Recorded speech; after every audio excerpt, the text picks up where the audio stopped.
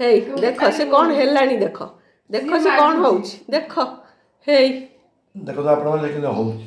ହଁ ପୁନେରୁ ଯେହେତୁ ପୁଅ ବୋହୂ ଆସିଛନ୍ତି ତେଣୁ ପୁଅ ଗଲା ମଟନ ନେଇକି ଆସିଲା।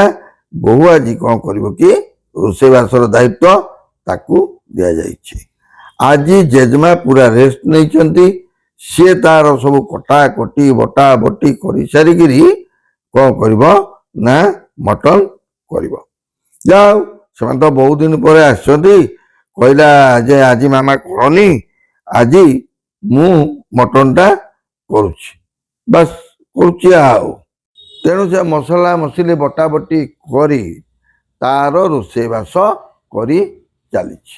ଦେଖାଯାଉ କରୁଛି ସିନା, ମୁଁ ଖାଇସାରିଲା ପରେ କହିବି ତରକାରୀ କେମିତି କ'ଣ ନାଗୁଛି। ତ ମାନେ ଅଦା ରସୁଣ ପେଷ୍ଟ କେବଳ ମାନେ ତାଙ୍କର ଆଉ କିଛି ମସଲା ଇଏ ଅଦା ପିଆଜ ରସୁଣ ଖାଇବେ। ଏଇଟା ଅଲଗା ମେଥଡ କରୁଛି ମାନେ ପ୍ରୋସେସ ସେମ୍ କିନ୍ତୁ ତା ଷ୍ଟାଇଲରେ ଗୋଟେ କରୁଛି ଆଉ ତା ଯେହେତୁ ମାନେ ଜେଜେ ଆଉ ଜେଜେମାଙ୍କ ଦାୟିତ୍ୱ ଆଜି ନାତୁଣୀ ସମ୍ଭାଳିବେ ଆଉ। ନାତୁଣୀ ଆମର ବର୍ତ୍ତମାନ ଶୋଇ ପଡ଼ିଛନ୍ତି। ଉଠିଲେ ଖାଲି କାଁ କାଁ କାଁ କାଁ ହବ। ତାକୁ ଧରିବା ଦାୟିତ୍ୱ ହଉଛି ଜେଜେମାଙ୍କର। ଆଜି ସେ ଧରିବେ ଏବଂ ବୋହୂ ତାର ରୋଷେଇ କରିବ। ବର୍ତ୍ତମାନ ଆମର ବୋହୂ ଆମର ମଟନ କଷା ଖାଉଛି। ଏ ବୁଝୁଟେ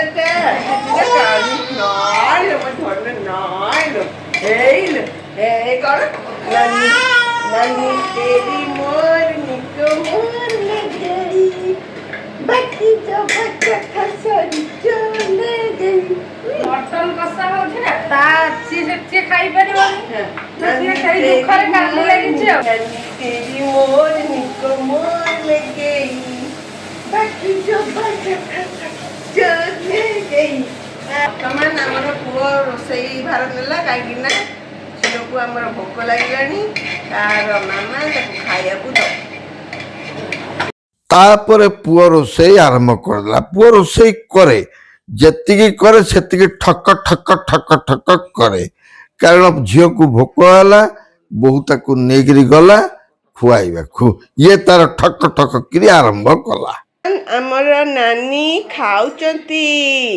ତାକୁ ହାମ କରିଥିଲା, ଶୋଇ ପଡ଼ିଥିଲା ତ ଭୋକ ଲାଗିଲା ତେଣୁ ଖାଉଛି। ସିଏ କହିଲା ମତେ ନ ଖାଇବାକୁ ଦେଇକି ତମେ ଆଗ ଖାଇଲଣି।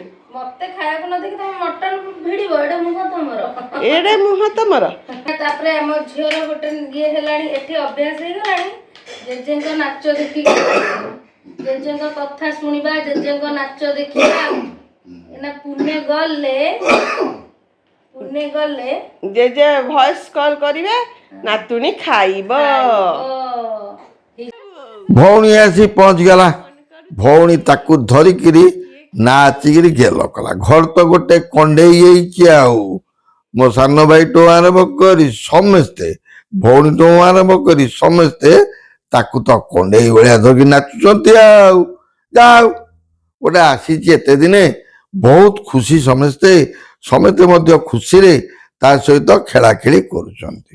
କିନ୍ତୁ ତାର ମୁଖ୍ୟ ହେଲା ତା ଜେଜେ। ଜେଜେ ଯଦି ଟିକେ ଗପି ଦେଲା ତା ମନ ବହୁତ ଖୁସି। ଆମର ନାନୀର ଖାଇବା ଫିନିଶ, ଜେଜେଙ୍କ ଖାଇବା ରେଡି। ଜେଜେ ବର୍ତ୍ତମାନ ମଟନ ବି ହେଇଗଲା।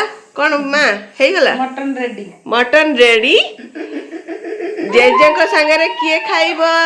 ମଟନ ଖାଇବ କିଏ? ସେ ମୁଁ ଖାଇବିନି ମଟନ ସେ ଖାଇବନି, ତେଣୁକରି ସୁ ସୁ କଣ ହଉଛି ଦେଖୁଛି। ଆର ବର୍ଷକୁ ମଟନ ଖାଇବ ଆଉ। ଆର ବର୍ଷକୁ ଜେଜେଙ୍କ ସାଙ୍ଗରେ ମିଶିକି ମଟନ ନାନୀ ଖାଇବ।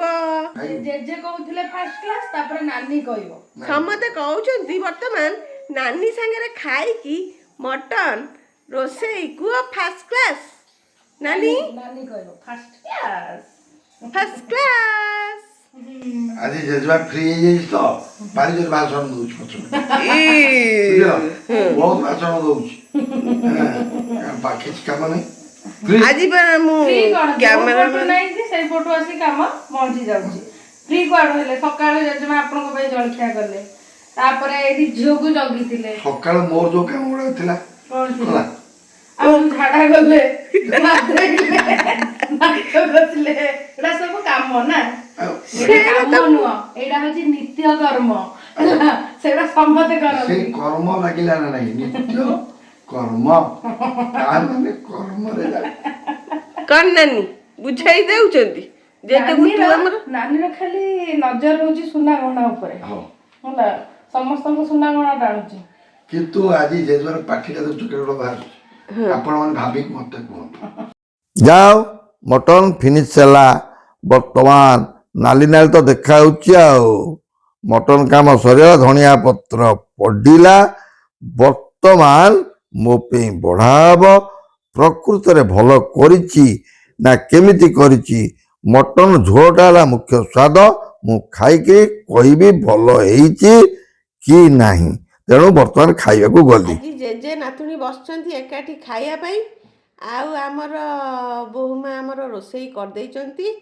ଆରେ ବୋହୂ କ'ଣ, ସେ ଯେହେତୁ ପୁଅକୁ ବାହା ହେଇଛି ବୋଲି ଆମେ ବୋହୂ କହୁଛେ, କିନ୍ତୁ ସେ ଆମ ଘରେ ଝିଅ ଭଳିଆ ଚଳୁଛି। ଯେକୌଣସି ବୋହୂଟିଏ ଆସୁ, ଆପଣମାନେ ଯଦି ତାକୁ ଝିଅ ଭଳିଆ ଦେଖିବେ, ନିଶ୍ଚିତ ଦେଖିବେ ସେ ଘର ହସ ଖୁସିରେ ଚାଲିବ।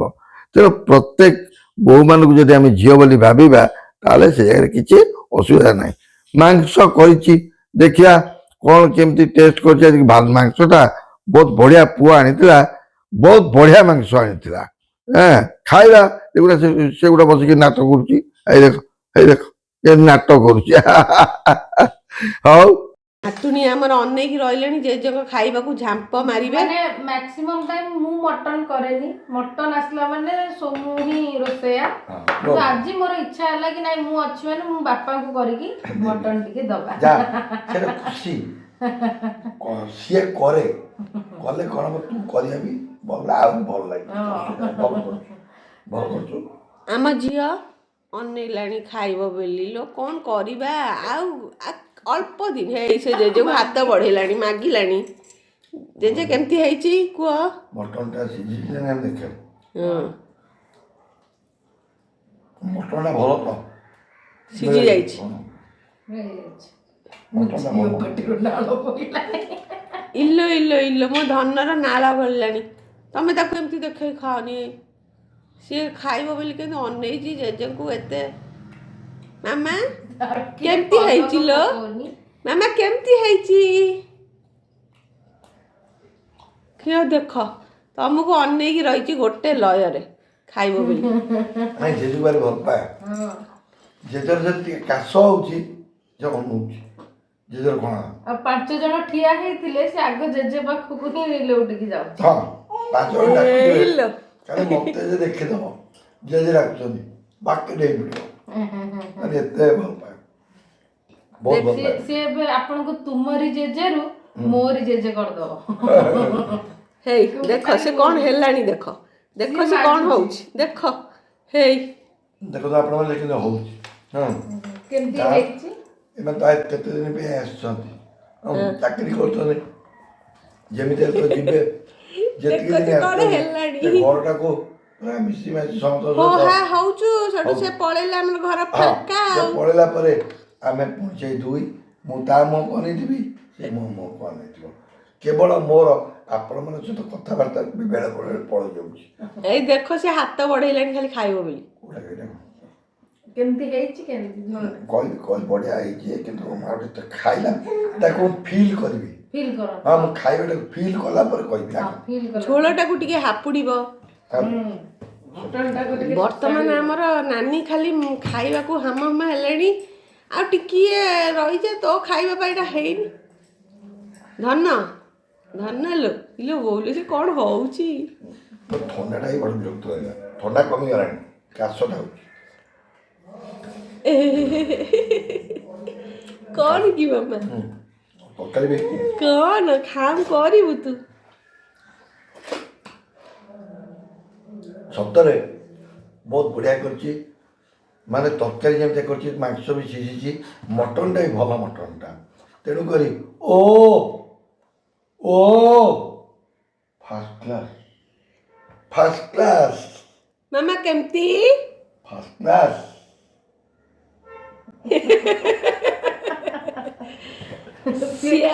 ସହିପାରିବୁନି ତାର ପାଟି ଚମଚମ କରିଦେଲାଣି ସେ ଦେଖ ସେ ପାଟିକି ତାର ଦେଖ